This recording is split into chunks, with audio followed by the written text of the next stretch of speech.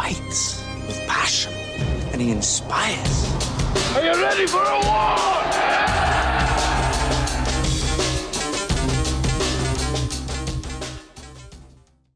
All right, welcome back to From 8 Arbitration, the Monday edition. It's Monday. I did not have an episode last night. We had the JSOV training yesterday. Hope you enjoyed that. It was a lot of fun. Paul did a fantastic job. He's going to be the next director of education and did a really good job with that, man. He is top-notch, first-class guy, knows a lot, and so he's a great pick for that position. Mina, who handles all the technical stuff, a lot of people behind the scenes on that training. It looked fantastic. It's always fun educating, and that's going to be a staple of James Henry's presidency, is education. We're going to educate everybody, give you the opportunity to. And so I look forward to that. I love educating, and we had a lot of fun with it yesterday. But I had that JSOV training, and then right after that, Richie Ray and I got together, did an episode for him on his Hot House with Richie Ray. I think that's going to come out April 4th. Make sure you listen to that. That'll be a lot of fun. We had a good time. Me and Richie always have a good time. So that was about 2.5 hours worth. But it flew by because we were having a great time. So I can't wait for y'all to hear that. A lot of good shit. And y'all enjoy that. But so when we got finished with that, I was going to do my podcast, and my wife's standing at the door. And she's like, "No, sir. No, you're fixing to go out of town. Get in here. We're going to watch TV." So we watched some shows that we love. So I didn't do an episode last night. I had to give attention to the little lady. And so doing one tonight. All right. Work today. It was 30-something degrees. Saturday, it was 75 degrees. 30 degrees today. But had a good time out there delivering my route Saturday and today. Fixing to head out, though. James and I are going to be going around, and I'll talk a little bit about that. But so yeah, had a good day yesterday. Had a great day today, and feel like just, I don't know why I just let my hair down today. You know, just old school Corey, having a good time with it. It's not going to be a long episode. I've got some screenshots, and we're going to talk about some stuff. I'm going to talk about people. You know, I love doing that shit. But I just feel like letting my hair down a little bit today, even though I'm bald. And so, but San Jose, went there last week, had an absolute blast there. We had a great time. And they had their annual barbecue, and they had steaks that were bigger than my plate. And so we really enjoyed ourselves there. They're full on CLC. Now let me tell you, California loves James Henry. He is a legend out there. The whole country loves James Henry, but that's his home, California. So they love seeing him, and you can tell. It was a good time, man. It was good seeing him get received like that, and we had a blast. Everybody had their CLC shirts on, and it was packed. And so, yeah, a great time in San Jose. Thank y'all again for the hospitality. Tomorrow we'll be in Charlotte, North Carolina. All right? I'll be heading out in the morning, so we'll be in Charlotte, North Carolina tomorrow. Wednesday, we'll be in Miami. All right? So Miami will be there Wednesday. I hear y'all got a lot of questions for us. Can't wait. Make sure y'all bring everybody to Miami. All right? All of y'all come, because it's always good to have receipts. All right? So all of y'all come to Miami. We'll have a great time talking to y'all. Can't wait to get down there. A lot of passionate people down there, and that's great. And Northwest Indiana, we'll be there Thursday. So Northwest Indiana, y'all come show out. Can't wait to get there and see our people there. And then Saturday, Stockton, California. And love those people out there. Their president is an absolute beast. And so can't wait to get out there and see them. I think they're going to have food as well. And so I've been on a diet. I'm not doing very well, but I am on one. So as long as I say that I'm on one, that's okay. Even if I gain weight, I can always say I'm on a diet. But I'm not losing any weight. But anyway, so Stockton, California, Saturday. Then Pittsburgh, the 26th, the next Thursday. Pittsburgh. And so that's the rest of the month. So we're going to be busy. But it's great. We love getting out and seeing our people. They're always very well received. They love James, and we have a good time. And they're very hospitable. Everywhere we go has been hospitable to us. And so it's really good. I'm having a great time of my life, man, getting out amongst my people. We got a lot of screenshots. I'm going to talk about some things, and then I'm going to do something about clock rings, the falsification of them. That'll be the end of it, okay? So have your pen and paper ready. And that's basically what the episode's going to be about, falsification of clock rings, because this is what's going to happen. And I think we're going to see this more and more we talk about it. With the post office saying they're going broke.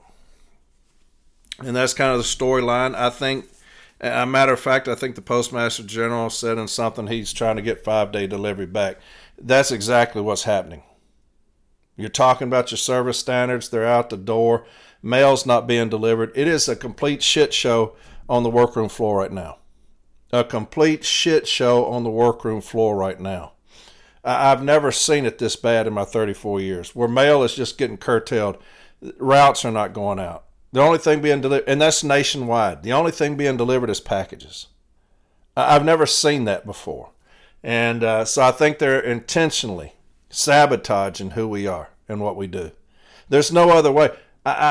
What other reason is it that you would be just not delivering the mail? That's who we are. That's what we do. City letter carriers. We deliver letters and flats and packages, but it's an epidemic right now of incompetence. And why is that? I don't understand, but I think that what the Postmaster General is trying to do is 5-day delivery. I think that's what he's going to try to sell. We're going to be out of cash by February, he said, around after February. And so he's going to have this meeting tomorrow. I guarantee he's going to say we need 5-day delivery to save the Postal Service and deliver packages on Saturday and Sunday. I guarantee it. That's what's fixing to happen. There's no other reason to sabotage us like they're doing. Unfortunately, you have leadership with Renfro and Barner who are not doing anything to curb that. Because as soon as he comes out with 5-day delivery, I'm going to say, y'all need to do everything humanly possible to cut yourselves, save money, before we do anything as drastic as 5-day delivery. Y'all have not done the first damn thing to do that. I know Barner's going around saying, when they're talking about management still getting these bonuses, and I saw something the other day that said NAPS had just come into an agreement for a 20% raise, 20% increase, 20%. 20%, we got 1.3, 20%. And so, obviously we're not too damn broke. If you're giving them 20%, and I know Barner said that the reason they can do that and have those bonuses that I talked about the other day is because there's a lot less of them and a lot more of us. And we were saying, if you're broke, you're fucking broke. Doesn't matter how many you got. If you're broke, you're fucking broke, right? But there's more management now than there ever has been, and there's less craft now than there ever has been. Think about that. There's more management than there has ever been in the history of the Postal Service. There's less craft than there ever has been. And we're broke, and you're giving 20% raises to them. And so none of that makes sense to me. It just doesn't. I know that they've not done the first damn thing about compliance. They've not done anything with that. We still got these fraudulent postage. We're losing, no telling how much money we're losing on fraudulent postage that they're telling us to deliver. Had a lot of screenshots where people are telling me, hey, they know that it's fraudulent, and they're still telling us to deliver because it's not the customer's fault. So we're losing money out the ass because of management and their incompetence. So to me, if the Postmaster General goes in front of whoever and says, hey, we're going to run out of money, I'm going to be tapping them on the shoulder and say, hold up just a second. Hold up. They've not done anything to correct themselves. We've got waste on a biblical scale right now. We've got properties they don't even know about. Like I said, we've got more management than ever. Why have we not cut them about 60%? They're no longer needed. Management is antiquated, that position. Supervisors, 204Bs, station managers. That's antiquated. We no longer need that. It's just how it is. Then you got screenshots of people talking about the overtime, how they're just not bringing people in on their non-scheduled day anymore. They're splitting routes 2 ways, cutting in on this overtime. And people say, well, you shouldn't rely on overtime. Well, what happens when you give people a substandard wage, a wage that's not even a living wage? When you do that, people have to have overtime. They rely on overtime. Why? Because they don't have a living wage. Why? Because your president didn't fight for one. Your president didn't fight for a living wage. So when you don't fight for a living wage, people rely on overtime. Then you take the 12 and 60-hour cap off, and they're saying, hey, finally I can work some overtime because I don't make a living wage. I need to work all this overtime just to provide for my children, for my babies, to make sure that there's food on the table, clothes on their back, a roof over their head, and some form of transportation. So I'm going to have to work all these exorbitant hours because you don't make a living wage. And my union didn't fight for a living wage. And since that's the case, I need this overtime. Now management comes in and says it's no more overtime because we're going broke. So we've been fucked over by the service and our union, is what's happened. Because you did not fight for a living wage at all. You gave us shit. And we could go on for that for an hour. We can go over that for an hour. But yeah, I sympathize with those that say, hey, I need that overtime because I'm not making a living wage. You know, when we went out to San Jose, the president came and picked us up, and he said that the fast food workers there make $25 an hour. Think about that, $25 an hour. They're non-union. The people who wash cars, $25 an hour. People who wash cars, non-union. Your CCAs, $21. Union job. Think about that. And your president sold us the fuck out. And so I'm going to get a little spicy today. You know, I haven't done that in a while. I'm feeling good. James and I are going everywhere. The love for James is incredible. He's so far ahead of this thing right now. It's a good fucking spot to be in. He's so far ahead of whoever else. And because what you have is a position now where James is focused on winning and everybody else is focused on James. And that's the position you want to be in. Now, we're going to run through the tape. We're going to take this thing all the way up to election. We're going to be out and about, right? But James is focused on winning. And you'll see it on social media. So many people are trying to drag James down into whatever mud and muck they can, get him involved in things that have nothing to do with him. And I think it's comical. Because first off, I love that shit. Y'all want to get in the mud, I'll get down in there. That's just who I am. James, he's focused on winning. He's focused on winning. Everybody else focused on James. You'll see that on social media. And it's comical to me. I love seeing it because you know that James is so far ahead in this thing. He is burying people. He is burying them. You have individuals that their campaign's on life support. They're under cardiac arrest, and they're needing James to be that adrenaline, right? They're needing James to participate in things. James is focused on winning, and I love that about James. Integrity plus. He's the only one that's got it. You have Renfro, no integrity, James. That's what you got. And so, yeah, you got a lot of people with zero integrity trying to get James in the gutter and just in this quagmire. He's focused on winning. I love that shit. Yeah, it's bizarre shit out there, though, man. Bizarre shit. I one of the things that I see on social media, completely bizarre to me. I don't know if it's bizarre to y'all. It's completely bizarre to me. But there's this movement going on. Now, it's just a few. You just see a few people. But it's a movement going on. And what they want is to our resident officers to be part-time. They want to be part-time resident officers, part-time agent. And they also want them to be part-time where they answer to management. I've never seen that before. They want them to be in a position to answer to management. I don't know that I've ever seen that in a labor organization. I don't know that the head of the steel workers or Teamsters or automakers, auto workers, I don't know that any of them have ever said, hey, look, I'm going to be a badass for y'all for most of the year, and then some of the year I'm just going to answer to management. But it's happening right now. You see people putting things up. Hey, we want our leaders to answer to management.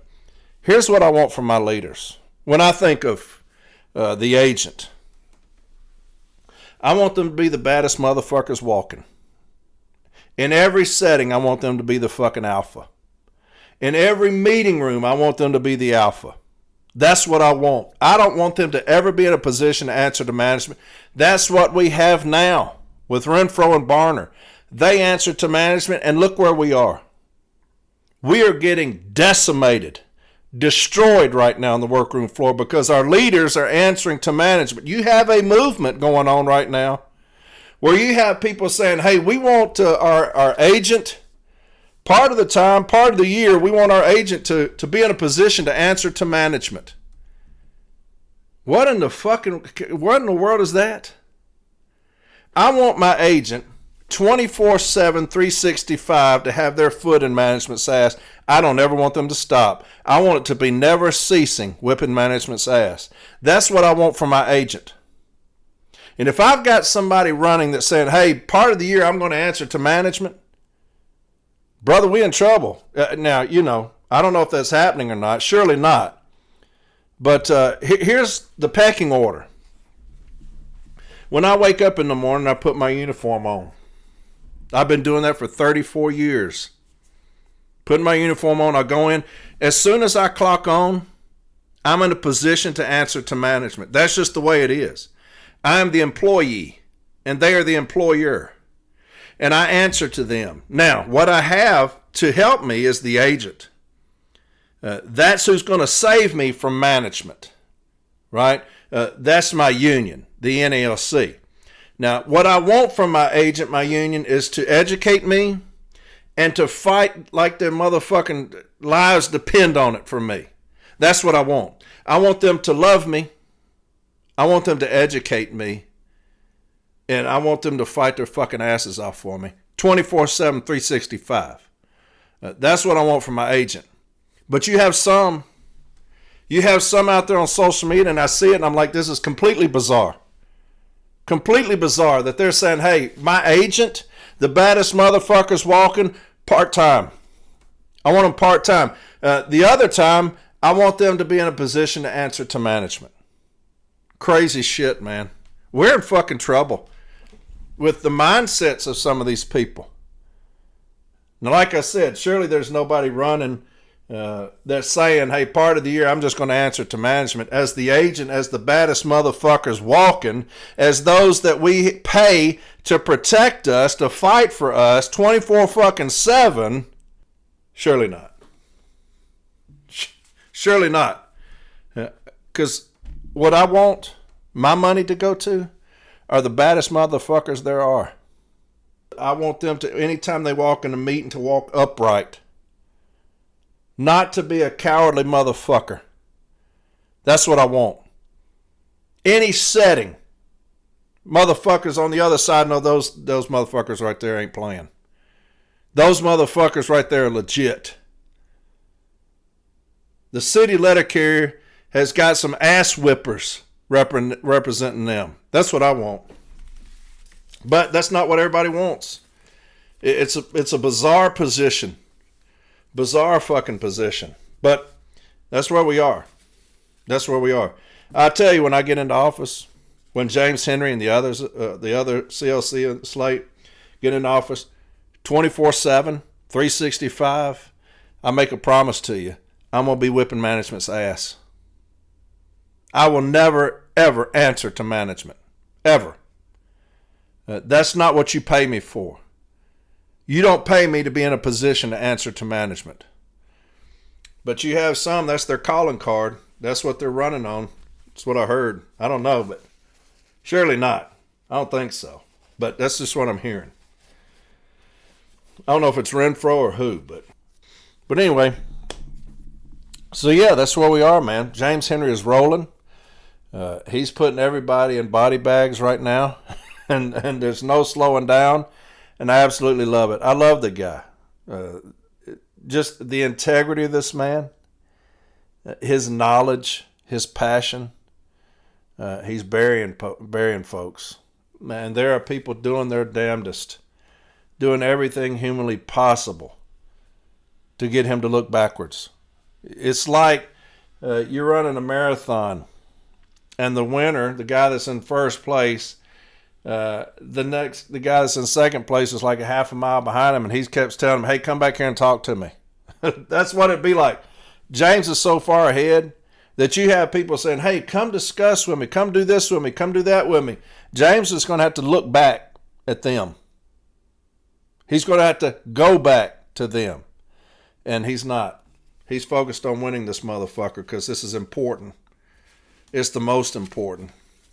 I had something happen, and this is kind of, I guess it's poetic justice, but it's not.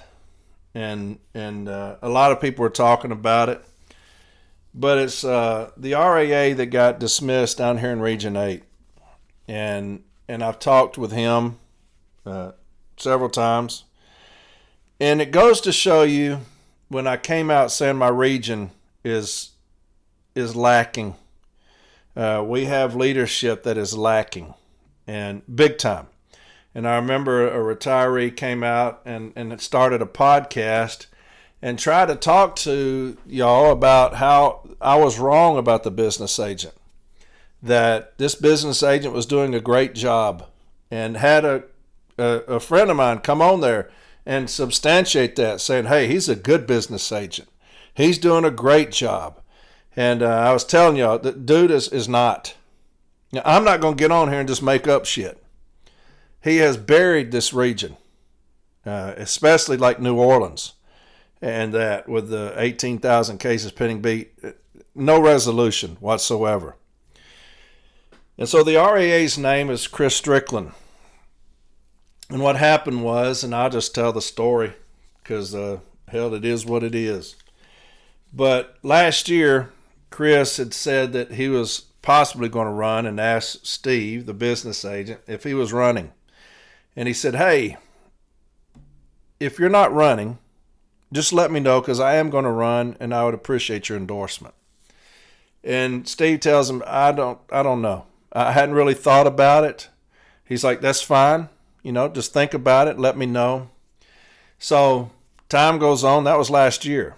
Year goes by, and Dana, she comes out with a CLC, says, hey, I'm going to run because I'm tired of seeing my region done the way it's done. And if y'all listen to the episode where she is on it with Joshua Shroom, you heard her, and she's fantastic. But talks about integrity, the same thing, about a vision, a plan, talks about that. The backlog of grievances talks about that. Education, communication, and I know she's going to be a fantastic business agent.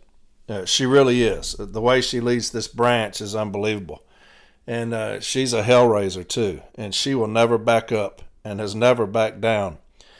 So she comes out and she says, I'm going to run. Well, that puts pressure on Chris, because he's like, hey, now somebody's coming out against me. And so he goes to Steve. This is a few weeks ago. Regional training's fixing to come up. And he says, hey, I need to know something. I got to have an answer. Are you running or not? Because now Dana's come out. Are you going to run? Well, I haven't really thought about it. Now, this is a year later. I haven't really thought about it.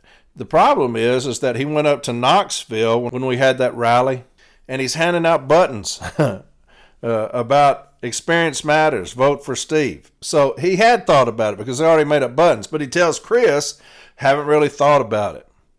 And so Chris, he says, well, since you hadn't thought about it, I've got to run. I've got to come out and run.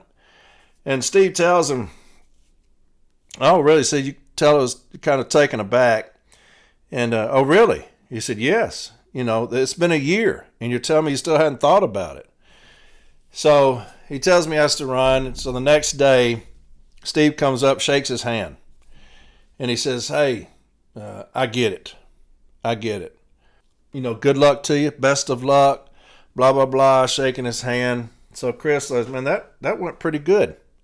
That went a lot better than I thought it would. And so the next day, Chris says that he was sitting in his seat, said that he had barely sat down. Hadn't even turned his laptop on or his computer on. Said he had barely got his ass in the seat. Steve comes backing up, kicking this can out of the door that holds the door open. And he says, hey, because of that stunt you pulled yesterday, now you shook my hand yesterday, and you told me best of luck. That's what you shook my hand and told me best of luck, and now today you're saying because of that stunt you pulled yesterday. He said, I'm going to revoke your TA. You're not going down to regional training, even though he was doing training. I'm going to revoke your TA. You're not going. I'm going to revoke your car, your rental. You're not using that. And you're going to man the office. You're not going down there, period. You're going to man the office. So Chris was stuck here in the office in Region 8. Here's the problem. Steve goes down there and he starts politicking. Now, this is somebody who said he hadn't thought about anything, right? Hadn't thought about it. Hands out armbands, but then he hands out these wine garden cards that say, re-elect Steve Lassen for business agent on these cards. Now, we've got the cards in our possession. So he starts handing these out during the training on the region dime, right? On region time.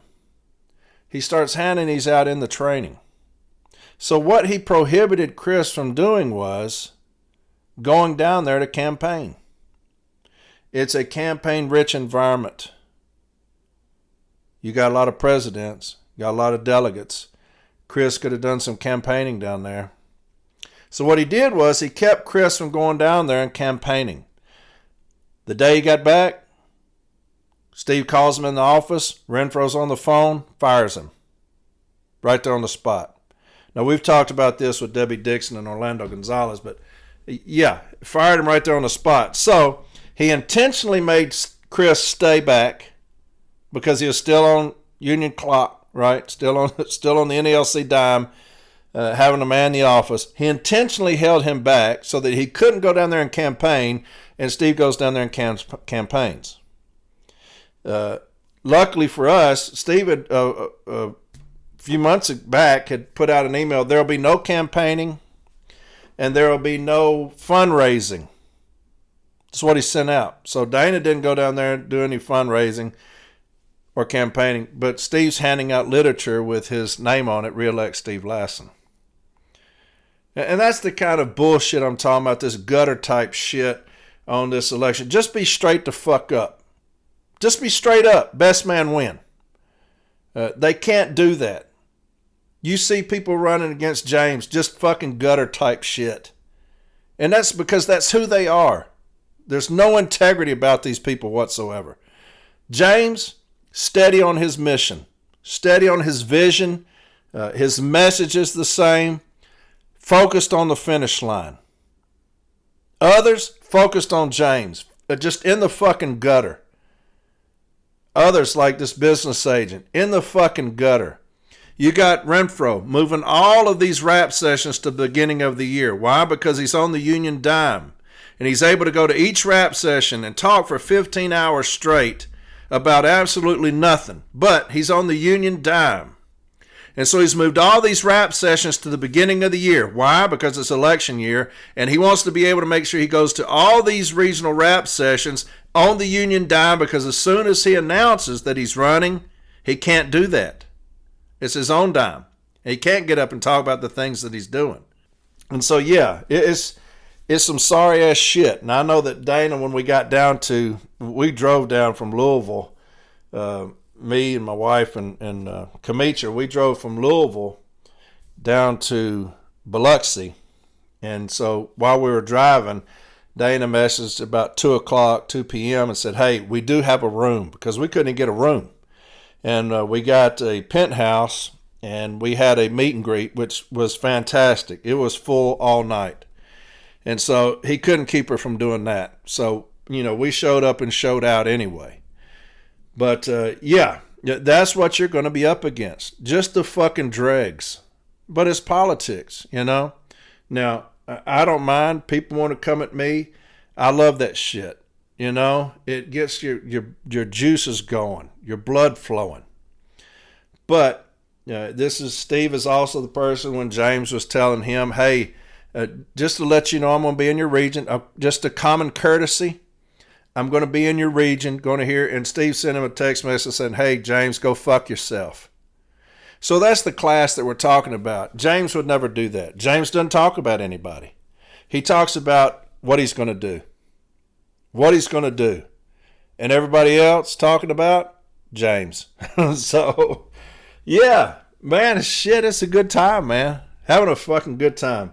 Felt sorry for Chris, though, because that was bullshit. What they did to him and intentionally keeping him here so that he couldn't campaign. And that just goes to show now these people that were on podcasts are talking about how low down that was. Try to tell y'all. Y'all had to make a podcast tell me I was wrong. Now the people that came onto the podcast saying, hey, I'm not doing arbitrations for y'all anymore because y'all are pieces of shit. I try to tell y'all. Y'all wanted to come out because you don't like me, talking about I'm full of shit, and now you see. Now you see what I'm talking about. This union is in trouble. I'm not making that shit up. This union's in trouble. Big trouble. And we need people that are in there that know how to fight. We need to change course with this union. This status quo, good old boy bullshit like that is gone when we take over. This shit is gone. It is ugly, despicable type shit that they're doing. But we're coming. We're coming. We're going to take over this motherfucker in January. They'll be packing up I told y'all long ago, they're going to be packing up their shit. And that's exactly what's fixing to happen. They're going to be packing up their fucking shit and getting out. I talked about a while back that we're going to catch the brunt of this with management saying they're broke, and you can already see that. So many things being done. Stationary events is starting to come roaring back. A lot of people are sending me things about stationary events. Our office times down to 45 minutes. We talked about that at length. Had another thing somebody sent me. Office time, the goal is no more than 45 minutes. That's a whiteboard. Now, we talked about the whiteboards before. We should have addressed that long ago.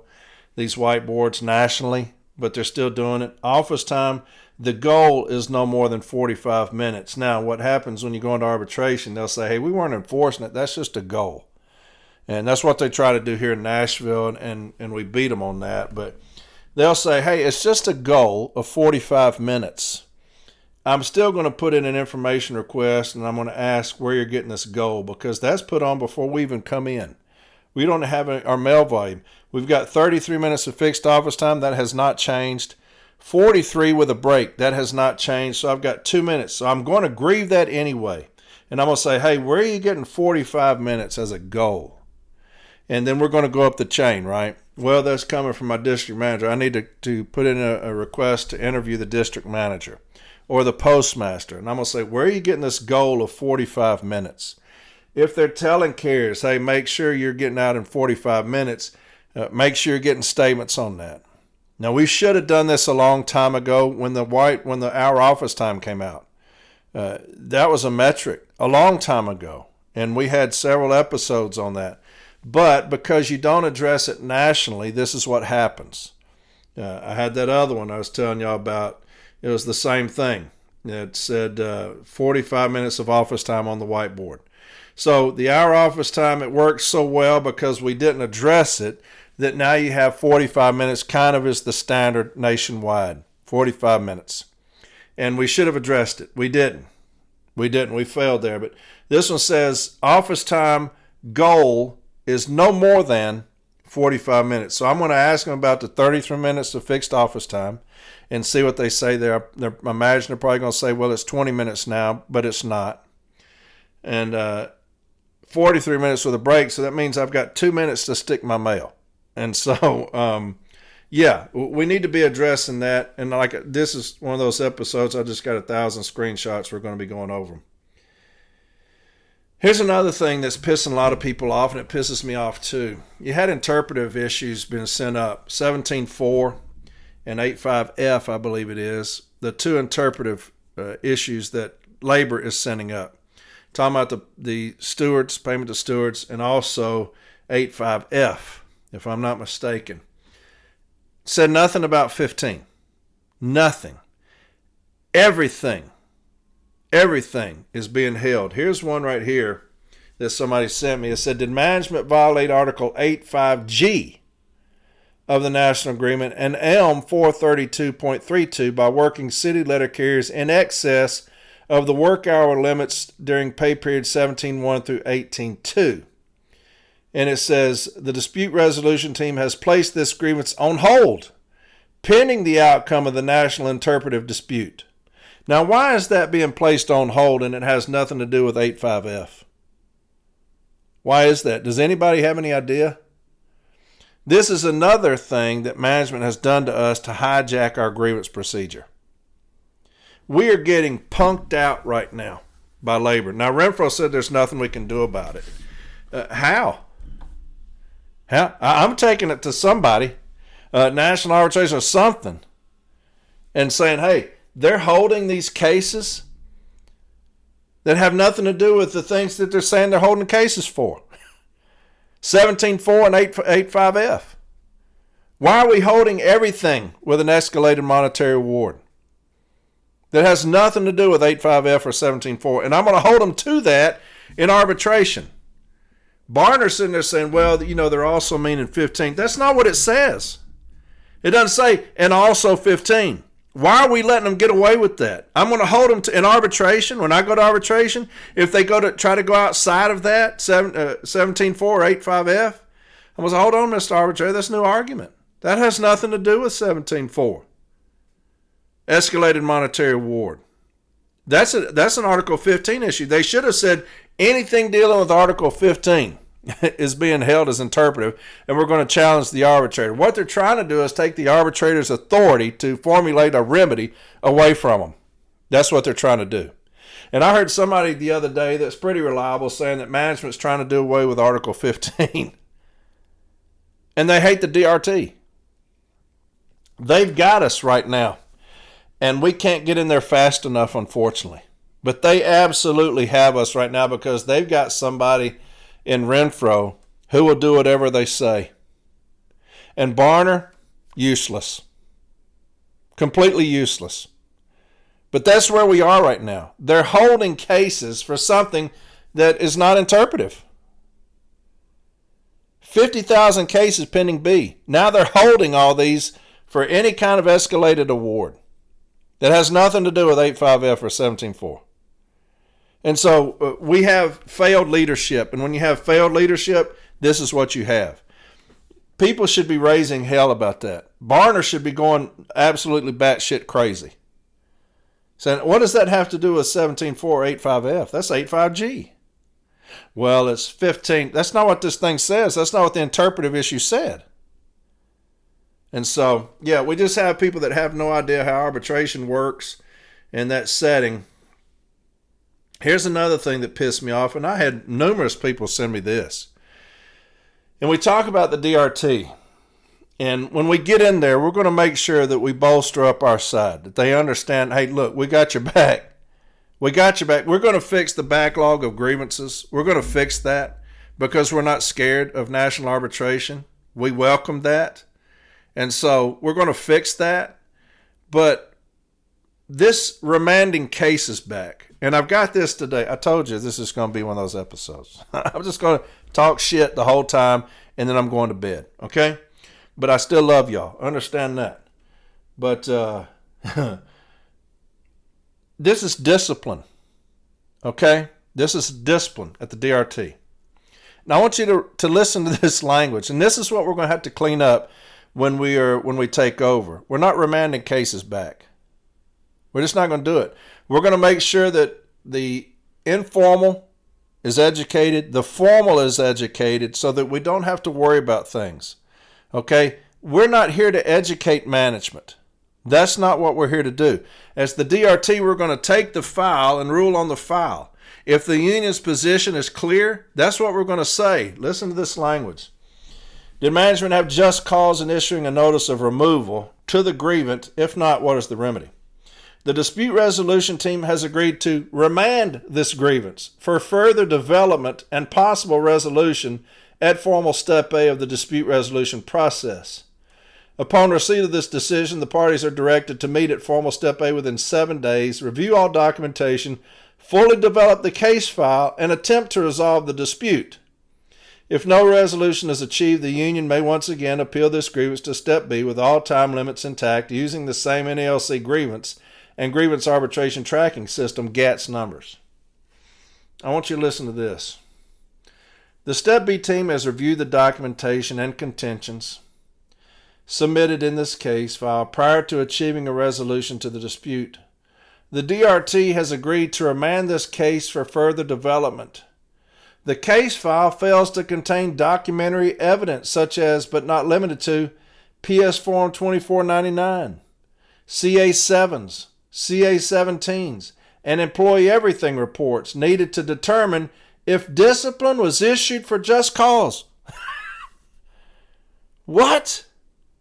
I'm going to read that again. But not limited to PS Form 2499, CA7, CA17s, and employee everything reports needed to determine if discipline was issued for just cause. Management may contact their occupational health processing specialist, and the grievant may access the employee's compensation operations and management portal online to obtain this information. To me, it's management's burden. It's management's burden to prove that they had just cause. If you're sending a case back saying that we can't determine if there's been just cause, there's not been just cause. Management must fully, I think that's what Article 15.2a says, right? Formal Step A. Let me read it. Let me make sure that I've got this right. I've read it 2 or 3 times in my lifetime. It says something to the effect of, at the meeting, the representative shall make a full and detailed statement of facts relied upon. Contractual provisions involved and remedies sought. The union representative may also furnish written statements from witnesses and other individuals. The employer representative shall also make a full and detailed statement of facts and contractual provisions relied upon. Now, when I see that word full, do you know what that means? Nothing else goes in there. That's what full means. I always tell the arbitrator, look, if I've got a glass of water and it's full, you know how much more water can go in there? None. You know why? Because it's full. It's full. So we're not going to add things at the arbitration because it's already full. We're not going to send things back for management to put things in there to show just cause because we already met. And we were supposed to make a full and detailed statement of facts relied upon. So why would we remand things back so that management can put more things in there to show just cause to remove one of our brothers or sisters? It makes no sense. We're not going to do that when we take over. We're not remanding shit back. We're going to educate our people to make sure that at the informal, when you request information, you spend all 14 days getting ready. We've got 14 days. We're going to spend all 14 days. We're going to get the information. We're going to look at every fucking thing. And if we got to put in another request because we need something extra, then we're going to do that. Then we're going to meet informally with management. And we're going to talk about the things that we've got. And we're going to impasse that to the Formal A. And then the Formal A, what they're going to do is they're going to get the case file, what they've got. If they need something else, they're going to get it. Because when we get into the Formal A meeting, what we need to do is make sure that we have a full case file. That means nothing else can be put in it. So if I have a full case file and I meet and I've met, and it says, let me read it again, make sure that I read that right the first fucking time I read it, because I've read it once or twice. And it says, yeah, I'm right. Employer representative shall also make a full and detailed statement of facts and contractual provisions relied upon. I thought I got that right. So We don't send shit back so they can say, hey, take this second bite at the apple to make sure we can fire this person. I had numerous people send me that. And the business agent this came from, straight lump of shit. Straight lump of shit. But are y'all having fun? I'm having a good damn day. Here's something somebody sent me. Now listen to this bullshit. Listen to this bullshit here. God. It says, City Carrier, take attention to the following issues.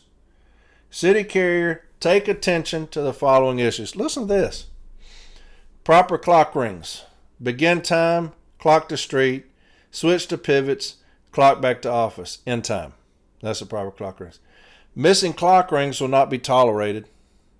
Start time will be enforced, and late arrival will be entered daily and subject to disciplinary action. A 3996 will be filled out in full and approved by a member of management before you perform an overtime. This happens before you leave the office in the morning, no exceptions. Absolutely no penalty overtime over 10 hours a day unless approved by management. Any violations will be subject to a PDI and possible disciplinary actions. All DPS stays in the cage until you are pulled down and ready to go to the street. No exceptions. If ATIS cages are not pushed over, carriers will switch to standby immediately after casing flats, hand-sorted letters, and loading hamper parcels. So here's somebody that's just put something up talking the whole damn thing about, hey, we're going to discipline you. You don't do this, disciplinary action. You don't do that, disciplinary action. That's what I'm talking about, my agent. I need my agent 24/7, 365 to be kicking management's ass. Why? Because we have to tolerate shit like this as soon as we clock on. As soon as we clock on, we have to tolerate bullshit like this. So I need my agent to make sure they got my fucking back. Let's see what else we got. Here's another thing. And this pisses me off too. Another DRT decision. And I think we were talking about this yesterday, Paul and I, on the JSOV training.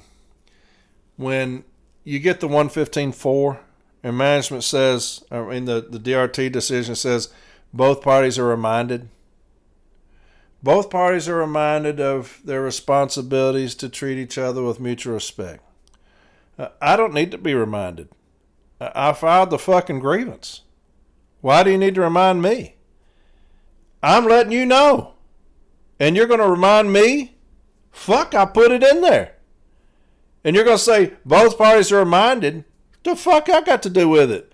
I've got a manager over here berating a carrier on the workroom floor in front of their peers. And so I'm filing a 115.4 on them, saying, hey, they went over there, walked in their case, cussing them out. And the carrier came out and said, hey, I need some help over here. So we filed a grievance, and you tell me both parties are reminded. No shit. We've got to do better on that. But here's another one. What happened here was a carrier goes out in a snowstorm and his windshield wipers won't work. So he calls them, messages them on the scanner. And I think eventually they just quit answering the scanner messages. And he said, hey, it's a blizzard. My wipers won't work. I need some help. And they left them out there. If I can remember correctly what this was saying. Let's see here. It's union's position. The grievance windshield wipers failed during a snowstorm. The grievant messaged management several times about this. Management advised the grievant to drive back for another truck. There's no reason for this management's position. There's no reason for a monetary remedy. There's no reason for a cease and desist language. Over me out there in a blizzard in wipers, you won't answer the scanner, and then you finally say, hey, drive back and get another truck. It's a blizzard. My wipers don't work. And you want me to drive. I think that's a violation of Article 14, if I'm not fucking mistaken.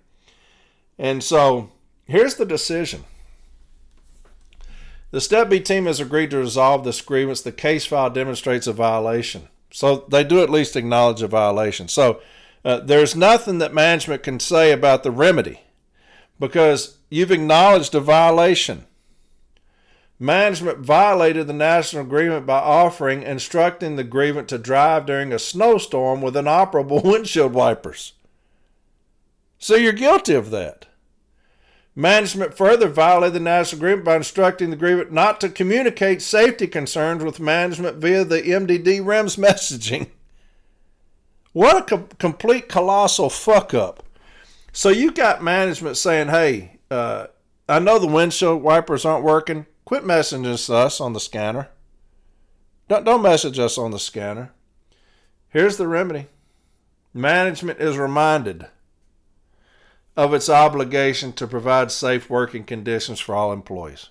Now, you've done told them that they violated it, that demonstrates a violation, and you violated instructing the grievant to drive during a snowstorm. You also violated where you instruct them not to message on REMS when we're in an emergency situation, and they get the old management is reminded of its obligation to provide safe working conditions for all employees. Why even grieve anything? Why even send that motherfucker up? Huh? Why even file the fucking grievance if that's what you're going to get? Fuck, I knew that. You reminded them of it? Well, we appreciate that. We appreciate that. Y'all going to do that shit for me on discipline? Y'all going to do that? Y'all going to say, Corey is reminded to be regular in attendance. Corey is reminded not to steal, not to throw mail away. Because you're putting me in an unsafe position, something that could possibly endanger my life, and you're going to say you're reminded of something? If I steal a bunch of mail and it's in the trunk of my car and they come to my house and find it, you're going to say, Corey's reminded not to steal. Y'all going to do that shit? What if I falsify all my clock rings? Y'all going to say, Corey's reminded not to falsify his clock rings. We talk about this double standard all the fucking time. What is up with this double fucking standard? The carriers are in fucking trouble, man. We need somebody to stand the fuck up for us.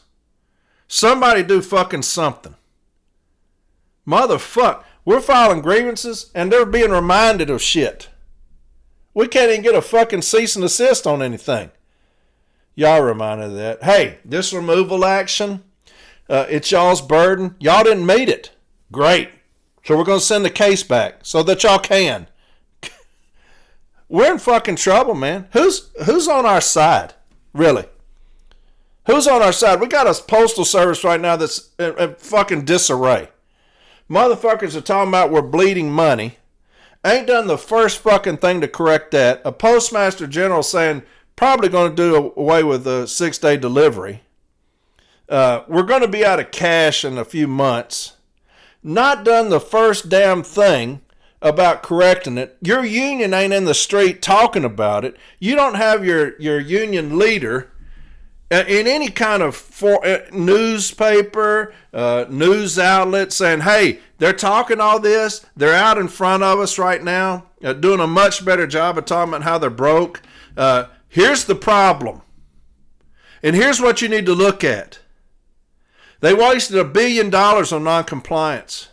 There's more management now than there is craft just about. The craft, they're getting rid of us like crazy, taking all of our routes out. There's more of them now than there ever has been. They've got properties they don't even know about. We have postage, it's not even legitimate, and they're telling us to deliver it.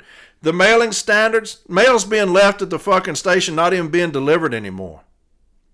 We've got more management making $200,000 and above than any time in our history.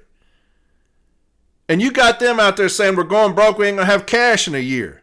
Well, let me tell you something. Show me the first fucking thing you did about saving anything. They're giving themselves a 20% raise, but they're going to be out of cash in a year. They're giving themselves 10% bonuses, but they're going to be out of cash in a year. Why are we not out in the fucking streets saying that as the president? And you got some dumb motherfuckers sitting there saying they want our union to answer to management. God, what is the carrier going to do? Holy shit. You got people scared to death out there that the post office is going to close. Hell, when I came in, Butch Lyle, a friend of mine that was in management, the first time I ever saw him, 92. 92. You know what they told us? Post office won't be here very long. That's a 92. Same old shit. I think it's just because he's trying to do away with 6-day delivery. That's what I think. And Paul and I were talking about that 2 weeks ago. And I think he came out with a newspaper article talking about it.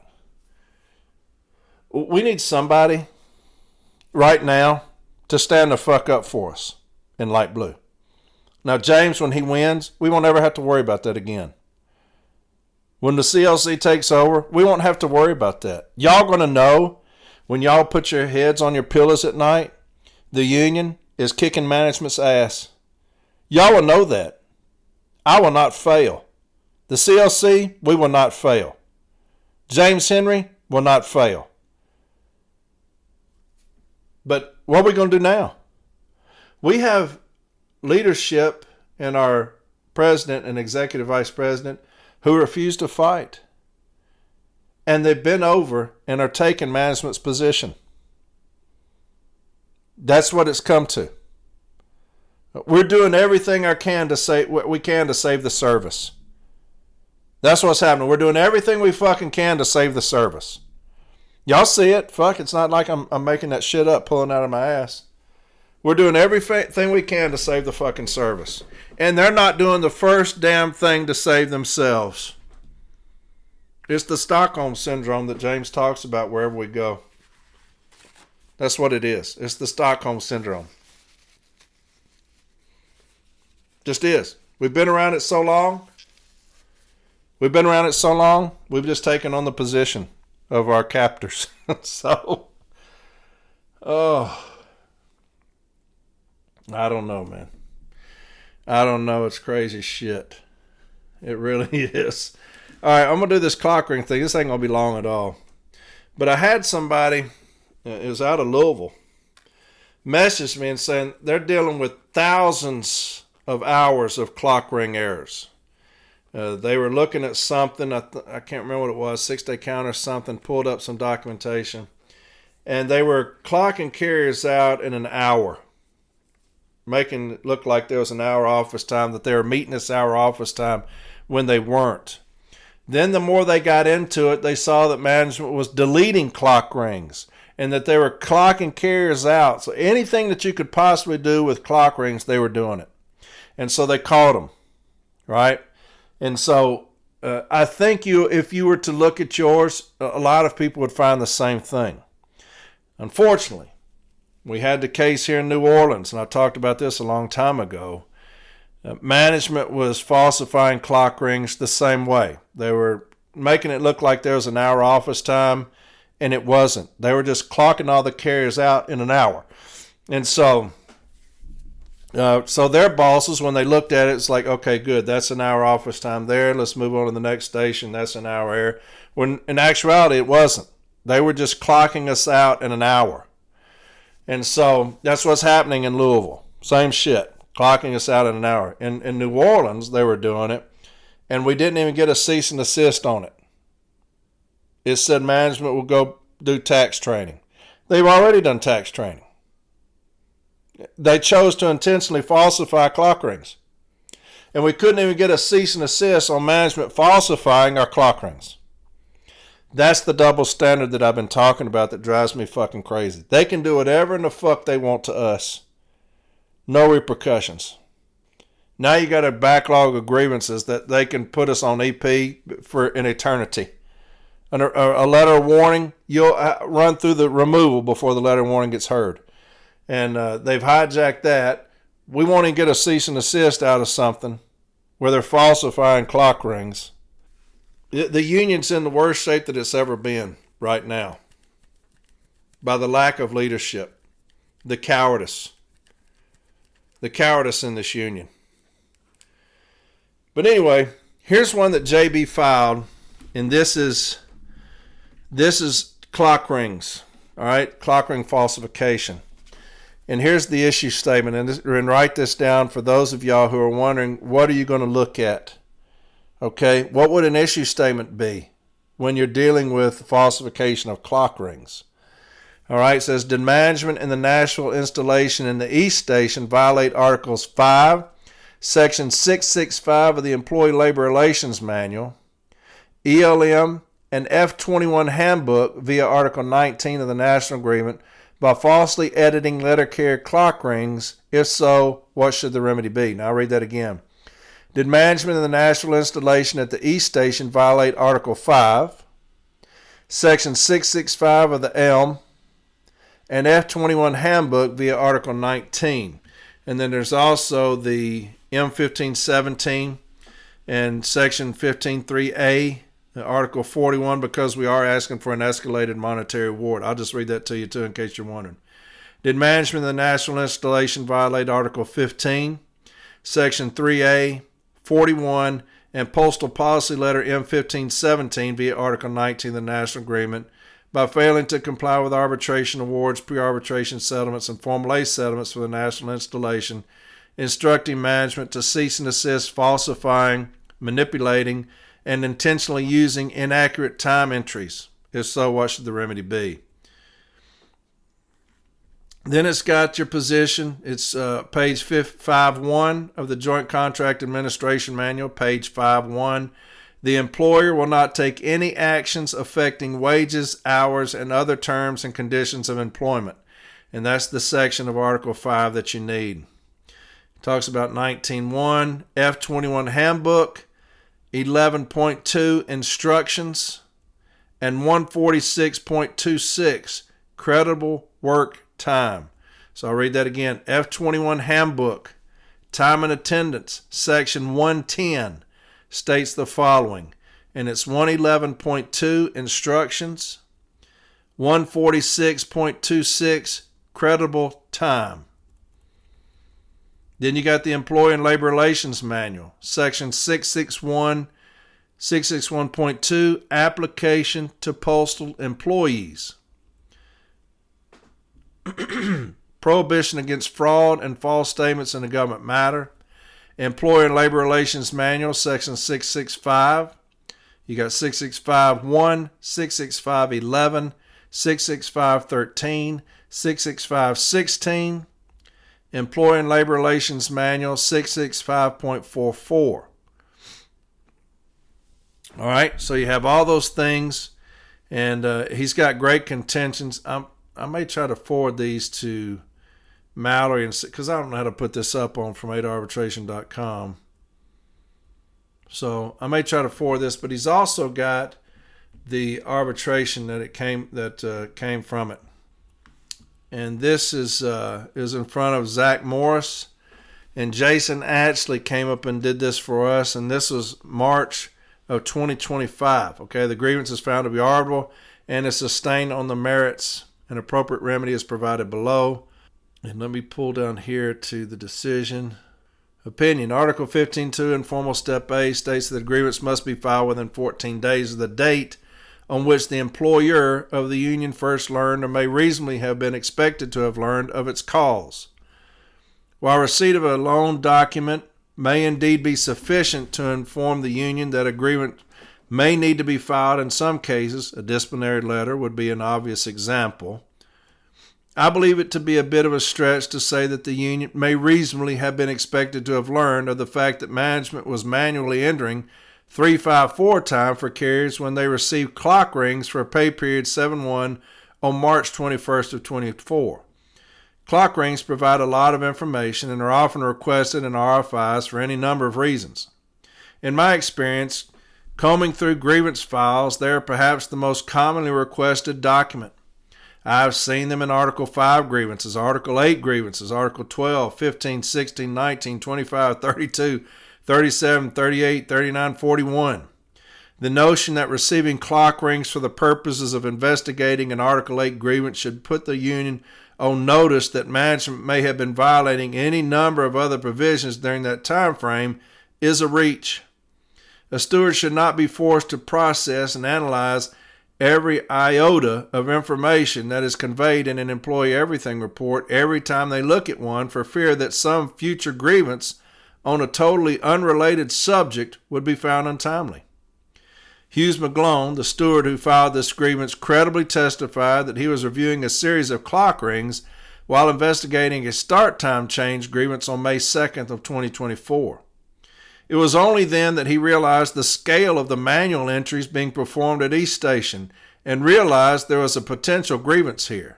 He filed the grievance in informal Step A 5 days later. Therefore, it is my decision that the grievance was timely filed at informal Step A on May 7th of 2024. Turning to the merits, I agree with the union's position that once the union presented the altered clock rings, the burden shifted to management to justify their actions. Handbook F21 does indeed grant supervisors the right to adjust incorrect entries in tax, but there is an expectation that such changes will be accurate and supported by documentation. I did not infer any ill intent on the part of management in changing the carrier's operation codes. That is to say, I did not believe that Ms. Raton was knowingly putting in false information to some nefarious end.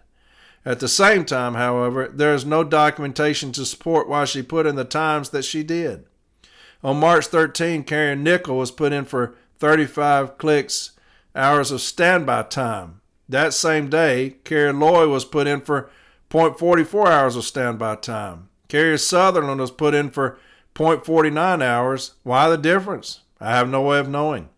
At the hearing, Ms. Raton was asked how she knew that the carriers should have moved over to Operation 354, and she responded that she saw them waiting.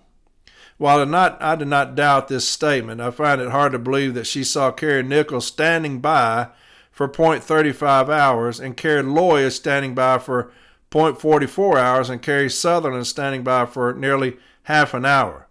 This is especially true when you consider the fact that these manual entries were made hours after Ms. Raton's observations. Taking Carrier Nickel as an example, he or she was put on Operation 354 between 8:42 and 8:77, but yet the manual entry was not input until 13:87, roughly 5.5 hours after the fact. Without any documentation to support how long the carriers were on standby time, it is difficult to believe that these manual entries were accurate reflections of what each carrier was doing. If management finds that carriers are failing to clock over to Operation 354 when waiting on their mail, they have the right to make manual edits based off of documented observations of how long carriers were actually standing by. If the problem persists, they also have the option to utilize the disciplinary process to ensure carriers meet their obligation to accurately record their time. However, management does not have the right to alter someone's clock rings in a seemingly arbitrary manner based off nothing more than "I saw them standing around" and a late distribution uptime.